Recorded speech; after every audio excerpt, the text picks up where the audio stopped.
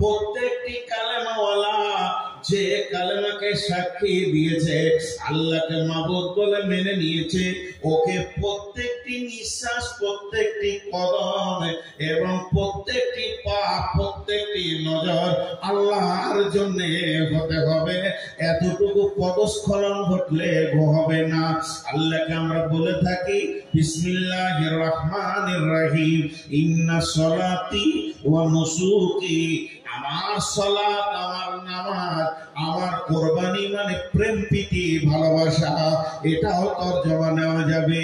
ওয়া মাহিয়া, আমার হায়াত, ওয়া মাহিয়া, আমার হায়াত, ওয়াল মামাতি, এবং আমার মত, ওয়া মাহিয়া লিল্লাহি রাব্বিল আলামিন ওয়া মামাতি লিল্লাহি রাব্বিল আলামিন, ইন্না সলাতি লিল্লাহি রাব্বিল আলামিন ওয়া নুসুকি লিল্লাহি রাব্বিল আলামিন। তার মানে আমার নামাজ আল্লাহর জন্য, আমার প্রেম প্রীতি ভালোবাসা নৈকট্য গ্রহণ করাটাও আল্লাহর জন্য, এবং আমি যে বেঁচে আছি আমি আল্লাহর জন্যই বেঁচে আছি।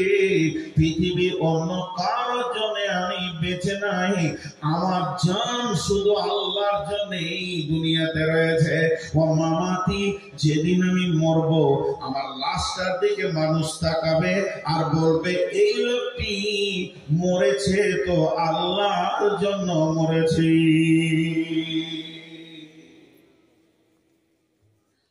আল্লাহর জন্য বাঁচা আর আল্লাহর জন্য মরা অনেক কঠিন। চারটাই ফিউজ হয়ে যাবে, একটা টিম পাম্প থাকবে না। নামাজ ধরেছি, তাকবীরে তাহরিমা, আলহামদুলিল্লাহ রাব্বিল আলামিন আর রহমানির রহিম, আল্লাহকে খেয়াল নাই। কুলু বললাম, আল্লাহকে খেয়াল নাই। আল্লাহু আকবার, সুবহান রাব্বিল আযীম, আল্লাহকে খেয়াল নাই। সামি আল্লাহু লিমান হামিদা, আল্লাহকে খেয়াল নাই। সালাম ফিরা হয়ে গেল, আল্লাহকে খেয়াল নাই। নামাজটা লি অনুসুকি, প্রেম, কুরবানি, মেহনত। মানুষ যখন মেহনত করে কোরবানি দেয়, জানের মুজাহাদা চালায়, কোরবানি মানে জবাই করাটাই খালি আমরা ধরে আল্লাহর নৈকট্য পাওয়ার বিভিন্ন অ্যাঙ্গেল, যে প্রেম দিয়ে আল্লাহকে পাওয়া যায় সেটাই কোরবানি। তোমার কোরবানি আল্লাহর জন্য। একটা উদাহরণ দিই, বুখারী, মুসলিম, আবু দাউদ, তিরমিজি, নাসাই নাই, উদাহরণ দিচ্ছি। এক ব্রেল পানি কিয়ামতের মাঠে, আর আল্লাহ একটা মুখ দিয়েছে আপনাকে জগ, বলছি এক জগ করে, এই বান্দা এটা কি? ও চা, ও চা। আমি যতক্ষণ থাকবো খাবো না, খেতে দেবো। 20 জনা খাবে আর 400 লোক দেখবে। তো খেয়াল করেন আমার দিকে। আল্লাহ বলছে বান্দা এটা কি রে? বান্দা দেখবে আল্লাহ পানি। এর উদাহরণ দিচ্ছি, বলবেন না যে কত নম্বর হাদিস। যখনই কি বললো পানি, তো আল্লাহ বলছেন গোলাম এটা পানি নয়, তুই জীবনে যত ঘাম ফেলেছিস, ছেলের জন্য, বিবির জন্য, মায়ের জন্য, আব্বার জন্য, ব্যবসার জন্য, চাকরির জন্য, পড়াশোনার জন্য কল কল করে ঘেমে গেছিস, মাঠে গিয়ে ঘাটে গিয়ে পরিশ্রম করে সমস্ত ঘামগুলি আমি আল্লাহ জমা করে রেখে দিয়েছি। তোর জীবনে টোটাল ঘামটা 200 লিটারে পরিণত হয়ে গেছে। এখন তুই 1 লিটারের একটা জগ কেনে আর এমনি করে পানির মতো করে তোলার বল যে ঘামটা কেন ঝরেছে। একটা গিলাস তুলে বললেন এটা আমার বাচ্চার জন্য ঝরিয়েছি, 2 জগ তুলে বললেন বিবির জন্য ঝরিয়েছি, মায়ের জন্য ঝরিয়েছি, আব্বার জন্য ঝরিয়েছি, পড়াশোনা করতে গিয়ে ঘাম ঝরিয়েছি, চাষে ব্যবসা বাণিজ্যে ঘাম ঝরিয়েছি। এই করতে করতে ব্রেলের নিচে যা ছিল সব উঠে যাবে। এক জগ তুলে যদি তুই বলতে পারিস আমার এই ঘামটা আল্লাহর জন্য কলকল করে বেরিয়ে গেছে, মানুষের দরজায় দরজায় ঘুরেছি, আল্লাহ দিনের জন্য ঘুরেছি, মাদ্রাসার জন্য ঘুরেছি, মসজিদের জন্য ঘুরেছি, কতজন কত নোংরা কথা বলেছে, বেশি করেছে, লাভ দিয়েছে, তারপরেও আমি দরজায় দরজায় দরজায় যায় ঘুরে। এই অবস্থায় আমার ঘাম ঝরেছে। যদি আপনি বলতে পারেন আল্লাহ এই এক জগ ঘাম আপনার জন্য ঝরেছে, আল্লাহ বলবে তুই আমার প্রেমিক, আমি তোর প্রেমিক, গলায় জড়িয়ে ধরবে। কিন্তু আমাদের জীবনে এক ফোঁটা ঘাম আল্লাহর জন্য ঝরে না। এক ফোঁটা ঝরে না। তো মাফ করবেন, খারাপ মনে করে নিয়েন না, একই কথা দুরকম লেয়া হয়। কিছু মৌলানা আছে ওসরে সিজনে ফিতরা সিজনে কি কষ্ট করে, কি কষ্ট করে। আমি 6 বছর কালেকশন করেছি, ইসলামপুরের কালেকশন করেছি। দুঃখ গুলো বলার নাই। কাটোয়ার এলাকায় একটা গায়ের নাম বলবো না, কারণ ইউটিউবের যুগ, কালেকশন করতে গেছি, আমাকে বলেছে কাজ করতে 10 টাকা। ছেলে মানুষ ছিলাম, একজন বিখ্যাত আলেম এখন রিয়াদে আছে সৌদির বুকে, আমাদের আইলাদিসের মধ্যে বীরভূমে একটা বাস স্ট্যান্ডে, আমি নাম করবো না কোনো জায়গায়, ঝরঝর করে কাঁদছে। আমি ওনাকে ওস্তাদ মনে করি। ওস্তাদ কি হলো, কোন রকম বের করতে পারলাম না। শেষকালে হাতে এটুকু বললো যে ভাই এই কাজটা বড় মুজাহাদার কাজ, মানে কেউ আঘাত দিয়েছে।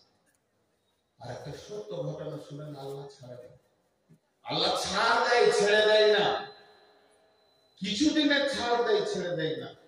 হানাফিদের ভিতরে একটা মুফতি সাহেব কালেকশন করতে গিয়েছে, কালমা গায়ের নাম বলতো, এরকম পেট উঁচু হয়ে আছে, যে ধানের মালিক, মোষ, দাড়ি নাই, নামাজ নাই, 50-60টা লোক কাজ করছে। খালি মুফতি সাহেব এতটুকু বলেছেন মাদ্রাসা ছাড়ের কাজ চলছে, একটু ধরে একদম নোংরা নোংরা কিস্তি করে গালি দিয়ে উনি ঝরঝর করে কাঁদতে কাঁদতে বেরিয়ে গেলেন। এরা বলবে আল্লাহ তোমার জন্য ঘামতে হয়েছে। উনি বেরিয়ে গেলেন, আল্লাহ কেমন সাজা দেখে, ছেলেটাকে বলছে গাইটা নিয়ে গায়ে দুধ, গায়ে দুধ গালবে, দুধ দোয়াবে, বের করবে। এমনি করে গাড়িটা নিয়ে বসেছে। আল্লাহ গাইটাকে বলছে মা, চোপাতে মা, জীবনে মারে না গায়ে, এমন এখানে মেরেছে, এই হাত এখানে পেয়েছে। ৭৫,০০০ টাকা খালি অপারেশন খরচা, পিজিতে ২৭ দিন এরকম বাঁধা ছিল।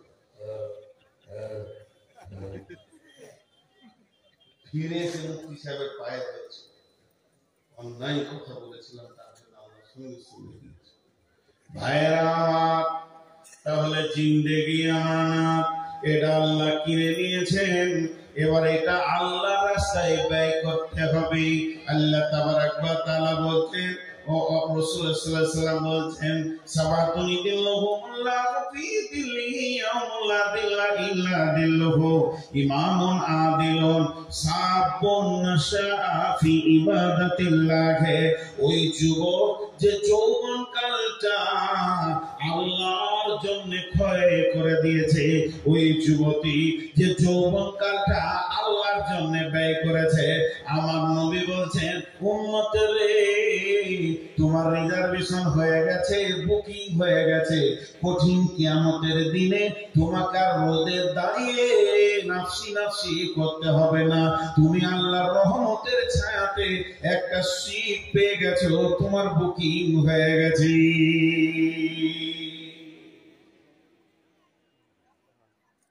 তো জিন্দেগির তিলে তিলে হিসাব লাগে।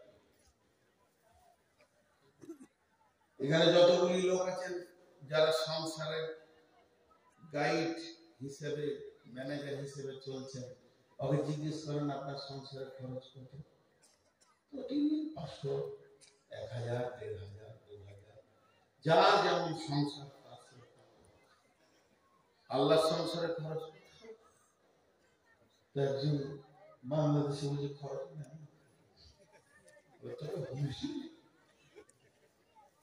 প্রতিদিন একটা মানুষ যতটা শ্বাসকে পোড়ায়, বাংলাদেশের মাটিতে যদি ওকে এই অক্সিজেনটা কিনতে হতো, এত ভালো অক্সিজেন তো হবে না, 50,000 টাকা লাগবে।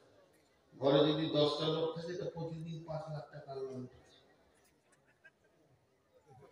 যে সুদ যে আলোটা জ্বলছে, সকালে উঠবে সন্ধ্যায় ডুববে, এই সূর্যের আলোটা কত খরচ? পেট্রোলে চলে, ডিজেলে চলে, কাঠ দিয়ে জ্বলে? একবার নিজের ব্রেনকে জিজ্ঞেস করিনি? একটা ঘরের প্রদীপ জ্বালাতে গেলে 1 ঘন্টার পর তেল শেষ, আর 1 ঘন্টা একটা বাতি জ্বালালে আপনার মিটার টনটা টনটা করে ঘুরছে। আর এত বড় বিশাল হ্যালোজিন দিয়েছে বিশ্ব একসঙ্গে, স্কুল কলেজ ভার্সিটি ইট ভাটা, তারপর আর কিছু সব রেল টেল সব চলছে। কত খরচ? জি কত খরচ? সূর্যের আগুনের গতিটা 1.5 কিলোমিটার, 150 কিলোমিটার, 150 কিলোমিটার। 3খানা পরমাণু, 1 2 3, আমি 300 বলিনি, 30 বলিনি, সব জ্ঞানে বলছি 3টে পরমাণু পৃথিবীতে একসঙ্গে বাষ্প করে দিলে পৃথিবীটা গলে যাবে, দাও হয়ে যাবে। বিজ্ঞানীরা বলছে পুড়ে শেষ হয়ে যাবে, কেউ বেঁচে থাকবে না। একটা পরমাণুর খরচা কত? একটা পরমাণুর খরচা কত? 450 টাকা। এই জন্য মাথা লাগবে খুশি কত? 450 টাকা একটা পরমাণু। ভারতবর্ষের লোক 30 বছর বসে থাকে, কোন ইনকাম করতে হবে 30 বছর। এবার বলেন কত খরচ? এই ভারতবর্ষের লোক 125, 30, 40 কোটি যায় আছে। এই লোকগুলি 30 বছর কোনো কাজ করবে না, বসে বসে খাবে। যে খরচাটা হবে ওতে একটা পরমাণু তৈরি হয়ে যাবে। এবার বিজ্ঞানীরা বলছেন আমরা সূর্যের কাছে যেতে পারছি না, আমার রব সূর্যটাকে জ্বালাচ্ছে পরমাণুকে বাষ্প করে করে। আমরা যতটুকু ক্যামেরাতে পেয়েছি প্রতি মিনিটে নয়, প্রতি সেকেন্ডে ওই সূর্যের মুখে 1.5 লক্ষ পরমাণু বাষ্প হচ্ছে, তবেই এই আলোটা জ্বলছে। যদি সেকেন্ডে 1.5 লক্ষ হয়, মিনিটে কত হবে? মিনিটে যত হবে ঘন্টায় কত হবে? আমরা 12 ঘন্টা আলো পেয়েছি, 12 ঘন্টা অন্য দেশ পাচ্ছে, 24টা ঘন্টা আল্লাহ এটা তার সংসারে তার মেহমানদের জন্য খরচা করছে। তারপরে আল্লাহ বলছে তোর জানটা আমার, তোর নয়। তোকে আমি এতগুলো উপকরণ দিয়ে দিয়ে বাঁচিয়ে রেখেছি। হে মুসলমান, একবার ভেবে দেখ তোকে আমি কেমন করে তৈরি করেছি। হাল আতা আলাল ইনসানি হিনুম মিনাদ দাহরি লাম ইয়াকুন শাইয়াম মাযকুরা ইন্না খালাকনাল ইনসানা মিন নুতফাতিন আমসাদিন নাবতালিহি ফাজআলনাহু সামিয়াম বাসীরা। আল্লাহ তাবারাক ওয়া তাআলা বলছেন, হে নূর মুহাম্মদ, তোর বয়স 54 বছর আগে কি ছিলি? বলে 54 বছর আগে মায়ের পেটে ছিলাম। তোর বয়স যদি মায়ের পেট থেকে নিয়ে ধরিস তো 54, তাহলে 56 বছর আগে কি ছিলি? বলে মা বাপ খেয়েছে ফল ফ্রুটের ভিতরে ছিলাম। যদি তাই ছিলি আরো 10 বছর পেছিয়ে যা, 66 বছর বয়সে তুই কি ছিলি? পৃথিবীতে আমার কোনো নাম ছিল না। কোরআন বলছে লাম ইয়াকুন শাইয়াম মাযকুরা, লাম ইয়াকুন শাইয়াম মাযকুরা, লাম ইয়াকুন শাইয়াম মাযকুরা। হাল আতা আলাল ইনসানি হিনুম মিনাদ দাহরি। এখানে গরু বলেনি, ছাগল বলেনি, মহিষ বলেনি, ফেরেশতা বলেনি, জিন বলেনি, পার্টিকুলার একটা প্রাণীর কথা বলেছেন, ইনসানি। হাল আতা আলাল ইনসানি, মানুষের উপরে একটা লম্বা জীবন পেরিয়েছিল, তখন তাকে কেউ চিনত না, তার নামে কোনো খবরই ছিল না। এখানে যতগুলি লোক আছে সবাই ডেট অফ বার্থ আলাদা আলাদা, কি না কথা বলে না? কিন্তু শরীয়তের ভাষাতে একদিনই সব। আদম আলাইহিস সালামের পিঠে হাত রেখে আল্লাহ কিয়ামত পর্যন্ত যতদিন আছে সবাইকে বানিয়ে সব ডেট অফ বার্থ। এটা দিলে কাজে লাগবে না, এটা আল্লাহ বলছে আমার কাছে, এটা কাজে লাগবে, এটা কাজে লাগাবো। খুব মনোযোগ সৃষ্টি হওয়ার 50,000 বছর আগে আমার তকদির লেখা হয়েছে। পৃথিবী সৃষ্টি হওয়ার 50,000 বছর পূর্বে আমার তকদির লেখা হয়েছে। আমার জন্মের 50,000 বছর পূর্বে, তাহলে অঙ্ক পাওয়া যেত। পৃথিবী, এই পৃথিবীতে যে ডেটে তৈরি হয়েছে সেই ডেট থেকে 50,000 বছর পূর্বে আপনার আমার তকদির লেখা হয়েছে। কি লেখা হয়েছে? নূর মোহাম্মদ 2024 সালে 17 তারিখে তুই গিয়ে আপনার ভেলিয়ারে ওখানে বায়ান করবি, কি খাবি সেটা লেখা হয়েছে।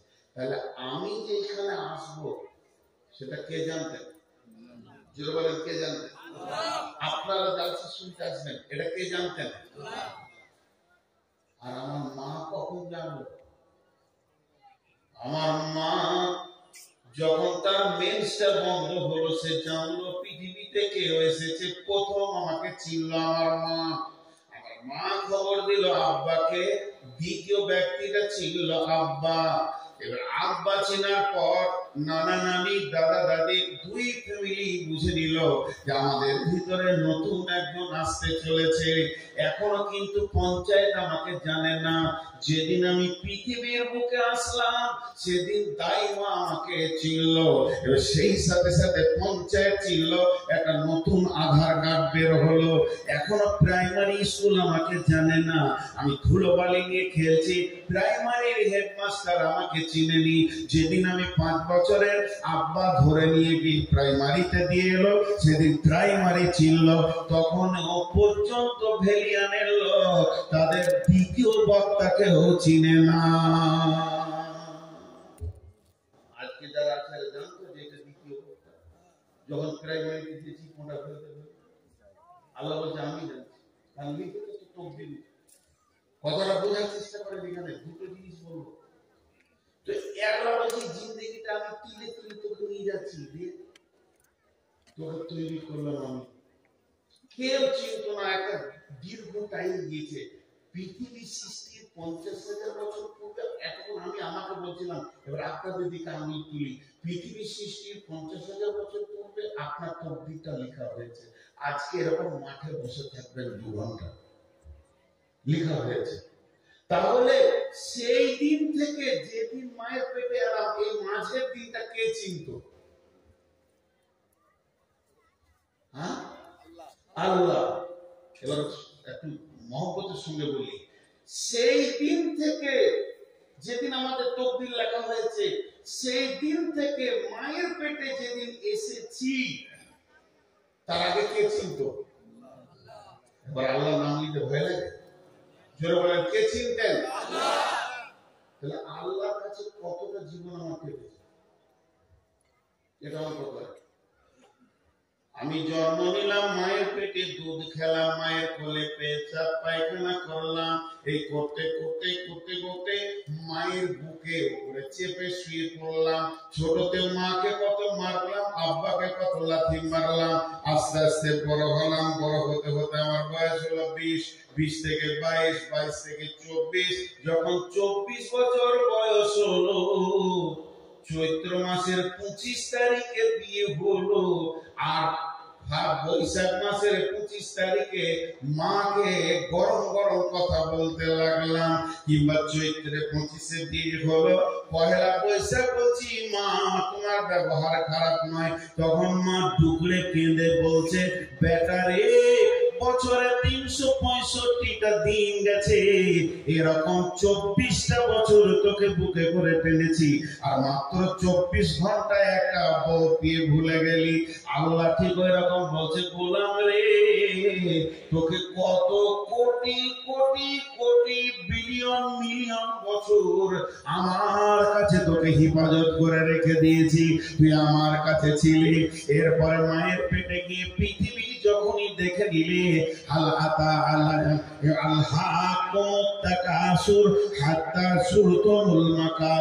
এই পৃথিবীর সৌন্দর্য, পৃথিবীর ঐশ্বর্য, পৃথিবীর বিবি ছেলে পিলে গাড়ি বউ বিটি তোকে এমন করে ঘিরে নিয়েছে, আমি আজান দিয়েও তোকে পেছি না।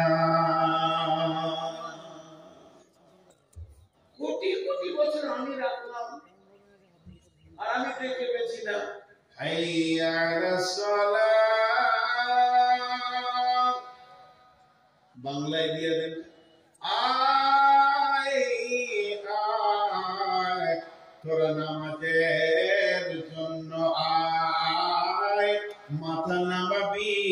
যে মাবুদ তোকে কোটি কোটি বছর তার কাছে রেখেছিল, মাত্র মা বাপকে 100 বছর দিয়েছে, তাও মা বাপ থাকবে না, পৃথিবীর বুকে 100টা বছর থাকবি। আর পৃথিবী সৃষ্টির 50,000 বছর পূর্বে তোর জন্ম হয়ে গেছে, তোর তকদির লেখা হয়ে গেছে। এই 100 বছরে মাত্র 22টা বছরে কাটালি, এটি পৃথিবীকে নিয়ে উপর হয়ে পড়ে গেলে মাবুদের ডাক আর শোনা যেছে না। আল্লাহ তাবারাক ওয়া তাআলা বলছেন এই জিন্দেগিটা আমি বানিয়েছি রে। তারপর আল্লাহ দ্বিতীয় কি বলছেন, ইন্না খালাকানাল ইনসানা মিন নুতফাতিন আমসাজিন নাবতালিহি ফাজআলনাহু সামিআন বাসীরা।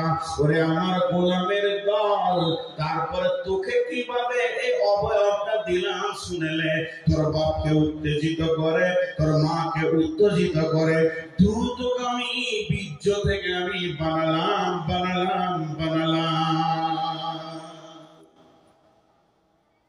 বিজ্ঞানীরা বলছে, খুব ভালো করে এখানটা মনোযোগ দেন। একটা পুরুষ একবার স্খলন দিলে কতগুলো পোকা বের হয়? 40 থেকে 60 কোটি। একটা দুটো নয়, খুব যদি মজবুত ইয়ং একদম উত্তাল যৌবন হয়তো 60 কোটি পোকা স্খলন করে। আর বয়স্ক দুর্বল হয়ে গেল 40 কোটি পোকাতে স্খলন দেয়। কতগুলো দেয় বললাম? 40 থেকে 60। মেজারমেন্ট করে নিয়ে চলে আসে 50 কোটি। আল্লাহ বলছেন ইন্না খালাকনাল ইনসানা মিন নুতফাতিন আমসাজিন নাবতালিহি ফাজআলনাহু সামিআন বাসীরা। একবার তুই ভেবে দেখ, তোকে আমি দ্রুতগামী নুতফা থেকে বানিয়েছি এবং তার থেকে তোকে শ্রবণ শক্তি, দৃষ্টি শক্তি আমি দিয়েছি, ধাবন শক্তি দিয়েছি। শুধু তাই নয়, এই জায়গাতে কাগজ কলম নিয়ে তুই বসে যা। যদি একই মিলনে বাচ্চা হয় তা তো হয় না, 10 মাস চলতে থাকে, কিন্তু আমি মেনে নিলাম এক মিলনেই বাচ্চাটা হয়ে গেল। তাই যদি হয় যে রাত্রিতে আমি এসেছি আমার আব্বার কাছ থেকে মায়ের কাছে, আমার সঙ্গে কতগুলো পোকা এসেছিল, যদি 50 কোটি মেজারমেন্টে ধরেলেন, তাহলে 49,99,99,999টা এসেছিল। ওই তাদের আধার কার্ড নাই, ভোটার কার্ড নাই, তারা কোথায় গেল? আল্লাহ বলছে একবার খেয়াল কর, এই 50 কোটির ভিতর থেকে আমি আল্লাহ তোকে বেছে নিলাম। আর তোর সাথে যত ভাই বোন এসেছিল ড্রেনের পানিতে চলে গেল, পচে গেল, মরে গেল, পোকাগুলো শেষ হয়ে গেল। তাদের জানাজা হলো না, তাদের ফারাজ হলো না, তাদেরকে দেখা হলো না, তাদের আধার কার্ড হলো না, মা বাপ তাদের জন্য কাঁদলো না। কিন্তু তোকে আমি এত সুন্দর করে বানালাম, এরপরও কিন্তু আমার শুকরিয়া করবি না। তোর জিন্দেগিটা একবার ভেবে দেখ।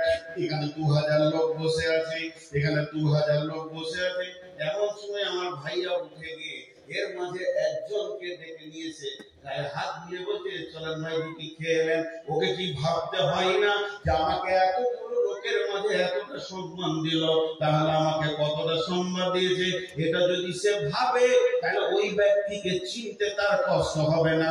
আল্লাহ বলছে এতগুলো পোকা আমি আনলাম কেন? একটা পোকা এনেই তোকে আমি বানাতে পারতাম। তার মানে আমি চাইছি তোর বিবেকের চেতনা হয়ে যা যে 50 কোটির ভিতর থেকে তোকে আমি ইজ্জতের জায়গায় বসিয়েছি, তোকে শ্রবণ শক্তি, দৃষ্টি শক্তি দিয়ে পূর্ণাঙ্গ অবয়ব দিয়ে পৃথিবীতে এনেছি। অতএব এই জানের হিসাব আমি আল্লাহ একদিন নিব।